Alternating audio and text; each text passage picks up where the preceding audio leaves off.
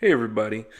Um, these pictures I'm showing you today come from a little town in Northern California called Clarksburg. And Clarksburg is in the Sacramento area, but it's a little south of Sacramento. You have the Sacramento River that runs south and then eventually flows into the San Joaquin Delta, which goes out into the San Francisco Bay. And so you have all these little river towns that run down the the the Delta. Run down the Sacramento River, and Clarksburg is one of them. And I went there with a buddy, and we just walked around. Friday night, walked around. Pretty sunset on the river, and we got pizza at this little pizza shop that used to be a hardware store.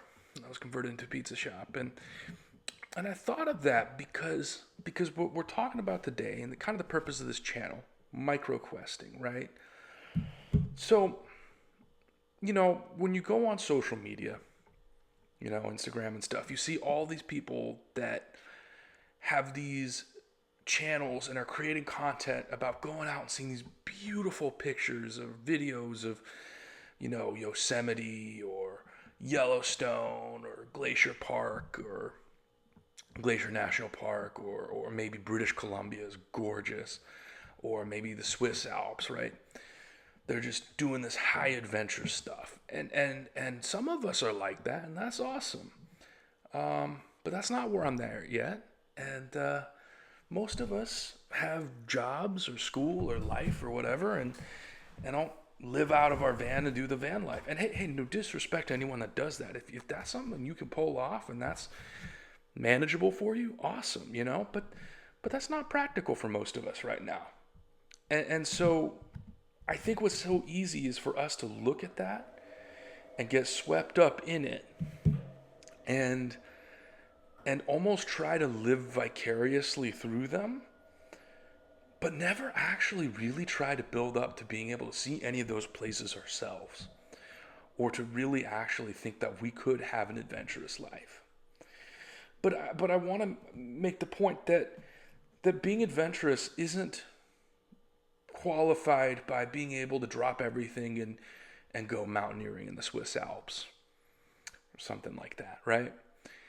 That you and I in our normal lives with normal commitments can build up to living a more outdoorsy and more adventurous lifestyle. And that's good, right? Because then we get to be out in God's creation and really see some magnificent things and have an appreciation for just the life we see around us, whether it's something magnificent or whether it's something more mundane. It makes us appreciate the beauty of creation and the blessing that we have of state national parks and why we need to protect our public lands and all that good stuff, right? But without getting ahead of myself, I want to just start with saying, growing up, I wasn't a super adventurous guy. Family didn't have a ton of money growing up. Not huge camping people. So I didn't grow up doing much of those things until I was put in Boy Scouts. And so I got to learn a lot of these things through Boy Scouts. And I've become a more outdoorsy person growing up in that experience. But I just want to just share some things that you can do kind of regardless of where you're at in life to build up to being more adventurous and how to view everyday life as an adventure and to see beauty in normal things and in cool things that people just miss. Um, so, what I would say is first off, since we talked about social media, let's start there. Social media is a tool. It's not meant to be used for escapism. We shouldn't be looking at these gorgeous views as a way of trying to escape where we are now. If anything, social media should be used for us to come up with ideas of places we could go and to build out a strategy. Maybe to find a local content creator who's going and exploring things in your area. Or maybe you're not, you know what? Maybe next year I do want to go plan a visit to Yellowstone or something. And so maybe this is so I can get ideas of what I want to see. Right? Maybe it's something where you're learning about what kind of gear, like gear reviews or how to prepare for certain things. But social media and things like YouTube, when it comes to nature, we can't use it to run away from where we are. We need to use it as a tool to help us plan out a real adventure, a real quest, if you will, right? And so how the title of this channel, Microquesting Mastery. What is microquesting, right? So there's beauty all around us, right? Maybe it's a pretty park. Maybe it's a river. There's so many beautiful things around us that we easily take for granted. You know, me living in Northern California in the Sacramento area, I'm very blessed that I can drive 2 hours in one direction and be in the Bay Area, in the coast. I can drive 2 hours in the other direction and I'm up in Lake Tahoe. Two places that are international destinations. I'm very blessed that I'm in a 3 to 5 hour drive of Yosemite and the Mendocino coast and Monterey and gorgeous places, right? But we can look at what isn't in our immediate neighborhood and say, man, why can't I live there? Why do I have to live in this dump, right? And when we fixate so much on the nature scene we don't have in our backyard, we really undervalue our backyard and the beauty there. And the truth is, in the Sacramento Valley, and then not far out, but like what you call gold country, so like Auburn, Placerville, Colfax, that kind of area, you got all these really, well, it's pretty, and you've got these cute little towns. A lot of them were mining towns with some history, and they're great. Grass Valley, I was there the other day, really cool, right?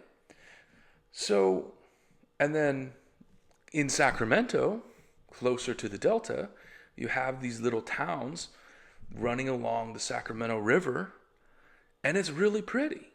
You know, you wouldn't think, well, I don't know, if you're not from my part of the woods, you won't necessarily get it, but it's kind of weird to be in Northern California, in the capital city, and then drive 20 minutes, and then having something that looks out of the scene of like some old-timey southern movie with all these river boats and river houses and marinas, and it's really pretty. And you wouldn't imagine it to be just outside of the city, right? But that's the thing, right? So the idea with microquesting is that we're not fixated on what we don't have. We're learning to love our own backyard. Whether you're in California, whether you're in Iowa, I mean, okay, it's a lot of corn, but hey, make it work, right? But we undervalue what we have because we're fixated on what we don't have. And so what I want to encourage is, hey, if you have a car, go for a drive. Scout out what's in your area. Think about all the places that if you go on a road trip, what are all those little towns you pass through, but you never stop at? What kind of cool things are there? Because the chances are you're missing something cool. Because a lot of these little sleepy little towns, when there's nothing going on, they come up with stuff to do. So you never know, right? You never know. Like I said, in Clarksburg, you got a little hardware store that's a pizza shop. Is it earth-shatteringly good? No, but it's cool. And you got a waterfront view. It's nice. It's quiet. I'd much rather be there on a Friday or a Saturday night than at a loud club downtown. But, let's say you don't even have a car. 4-ish years ago, I got in a really bad car accident. So I was scared to drive for a while. So for that time, I took the bus everywhere. And that was cool because it forces you to slow down. It forces you to see things around you, to see normal people, have conversations with some really interesting people. But I remember one time, like, I could figure out that from where I was living, I could take a bus and I could transfer to light rail and I could go to historic Folsom and I could hike the Johnny Cash Trail, which is kind of close to where Folsom Prison is, where Johnny Cash did the Folsom Prison Blues. Interesting history tidbit, right? But, at that time, that was the level of adventure for me, right? I wasn't going and backpacking in the backcountry and, doing some crazy stuff. That's not was my life. But to me, that was an adventure, and it was new, and it was fun. And you grow out of that, right? After doing that 10 times, seeing the same things, you don't want to do it again. Then it's time to push yourself and move on to something different, right? So what I recommend that you do is, if you want to get more adventurous, there's a lot. It's daunting. There's a lot you need to get into. Having the right gear, planning ahead, that kind of thing. And I'll do other videos on how to do that. How to prepare for a road trip, what gear to bring, that kind of thing. But kind of sticking with the broader concept, what I recommend you do is build out a plan. So from a geographic scope of wherever you live, what are some cool things that I can go and do that interest me that I could do in a half day, right? I didn't get to it, but in the town over, they had a glass blowing festival, something like that. That was super cool. I would have loved to see that. Didn't get to it. That's all right. I'll get to it next year, right? Or, a little farther out, but two and a half, 3 hour drive from me is Reno, Nevada, where they have this hot air balloon festival. That is awesome. So that's a little bit of a bigger thing, but so start small, right? What can you do in a half day from your house? Let's say you sleep in, maybe you need to run some errands, whatever, but you want to get out a little. What can you do in a half day, right? If you're taking the bus everywhere, maybe that's a little longer. And if you have a car, awesome, that's reliable, great. If you don't, you hitch a ride with a friend, right? And we can talk more about that in a second. But so you got your half day plans. Then think about what kind of places could I go on a day trip where, maybe I drive 2 hours away, right? So from where I live, that could be, could I go to the bay? Could I go up to the mountains, right? What can I get to in a 1 to 2 hour drive and spend most of the day there, come back, grab dinner on the way home, right? Those are good group activity kind of things. And then maybe map out, hey, what's a little bit farther? I'm a little bit of a crazy guy. What could I do where if I get up at like 6 a.m, drive 3 or 4 hours, do something, hike all day, and then drive home and get back at like pretty late at night, right? If you're crazy enough to pull that off, hey, power to you. What are those kind of locations? For me, that could be, one time I went to Mendocino, which from where I'm at is about a 4 hour drive. And I got a hotel for the night and then got back at 2 a.m. on a Sunday night and had work the next morning. Pretty wild, right?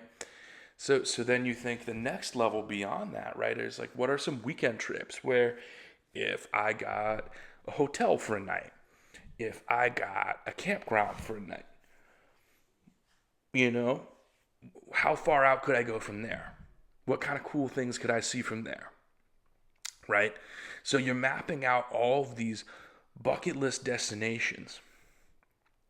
And for those longer trips, calendaring it out, saying, hey, you know what? Like, I try to do a major hike. I try to do a hike in a new state park or a new national park or something I haven't seen before. I try to do that about once a month, weather permitting, schedule permitting, right? And my goal, living in Northern California, is in about a year, I want to see most of the state. I have the privilege of living within a 5-hour drive of places that people come from around the world to see. So that's a cool thing, right? And I just want to, and maybe I might throw up some other pictures, right? Like I'll throw up a picture of Point Lobos, which is a beautiful. If you have never been to California before, and you were to convince someone, like this is why you should come to this state, take them to Point Lobos. It is beautiful, and that's on the Central Coast. But yeah, I have this long-term goal of, hey, in a year, maybe year and change, I want to see most of what there is to see in this state. But even if you don't live somewhere like California, right? Maybe you have the blessing of living in one of the other states like Alaska, let's say, that has a gorgeous nature scene. But maybe you live like in the Midwest, like Kansas or Iowa or something. You think, there's not much out here. Challenge yourself. I bet you there's more to see than you'd think. I don't know. I'm not from there. But I bet you there's more to see than you think if you really research it. So calendar out some monthly adventures that require a little more effort, a little more planning, a little more courage. And then maybe a few times a year, see if you can get some friends together. If you have some PTO at work, some vacation time, maybe, and maybe do something farther out, another part of the country, something a little longer, like a weekend trip, like a week trip or a multi-day trip, something you got to really plan for. Shoot, maybe you even leave the country. I haven't been out of the country since I was 17. I went to China with my dad, so that was a long time ago. I would love to get to international travel. I'm not quite at that level yet. That's okay. I'll get there, right? So the idea being we're pushing ourselves for us. We're not pushing ourselves to compare ourselves to other people. But we're realizing like, hey, we're going to come with this perspective of finding the beauty of adventure in wherever we're at. And embracing it. And then as we're ready to go on and tackle more things, we push the level. And it's important to start with microquesting as your attitude, because even if you go see all these amazing things, hey, that's awesome. But then you also learn to appreciate little destinations that aren't tourist traps, right? Like there's this town an hour and a half north of Sacramento. It's called Chico. College town, great town. You wouldn't know unless you've been there that the National Yo-Yo Museum is tucked away in a little gift shop. It's literally this gift shop, just this normal looking like gift store. You go to the back and it's the National Yo-Yo Museum, like the National Yo-Yo Museum. Pretty cool, right? Little things like that, So that's the thought process. We start small and we work our way up to bigger and better things, right? And it's not cheap. It's hard, right? It takes planning. Maybe you have a car. If you have a car, it makes it a whole lot easier. That's reliable. And I'll do a video another time about what to prepare, what I keep in my car, right? That's a whole other video. Maybe you don't. In that case, that's where making friends comes in handy, right? If you're part of a church or join a church or have a friend group, right? Join a club. Get connected with other people. If you have a friend that's more outdoorsy, just tell them, hey, can you teach me things? Can you invite me? I'm just trying to learn. That's how I got out, right? I had friends. Well, yes, I grew up in Boy Scouts, but then when I was in college, I had friends that were more outdoorsy. And they invited me to things. And yeah, I made mistakes and I was out of shape or whatever. But you learn with experience. And you learn when you have people that are more experienced you can learn from. So make those friends. If you don't have a car, hitch a ride, pitch in some gas. And a lot of those people, a lot of like your good friends who maybe have access to a car, maybe who have more experience, more of these experiences in their belt. It's not that they're opposed to going. They may just not know that you want to go. So if you reach out to them and say, hey man, like this is my goal. I'd love to see these places. I know you've been there. Would you like to go together? I can help cover the gas. I can go splits with you on a campground or a hotel or a cabin or whatever, right? You know, you don't want to use excuses of, oh, I don't have a car. I don't have this. Anyone at any level of mobility, at any level of finance, can find a way to microquest in whatever capacity they're able. And you can build from there. But unless you start building those foundational blocks of that desire to quest and to urge and to really push yourself out of your custom comfort zone, you're not going to just magically flip a switch and do it. And you don't want to do it on your own. Solo trips are great. But when you're starting out, you want to have people you can learn from. So, like, and another example is if you have kids, I highly recommend putting your kids in a scouting program, Boy Scouts, Girl Scouts, whatever, right? Do your research, find a good, trusted organization. It was just so informative. Like, it was so powerful, man. I learned so many things about leadership, about the outdoors, about conservation. I'm still buddies with some of those guys I grew up with. It's just really worth it, right? You also got to push yourself to go.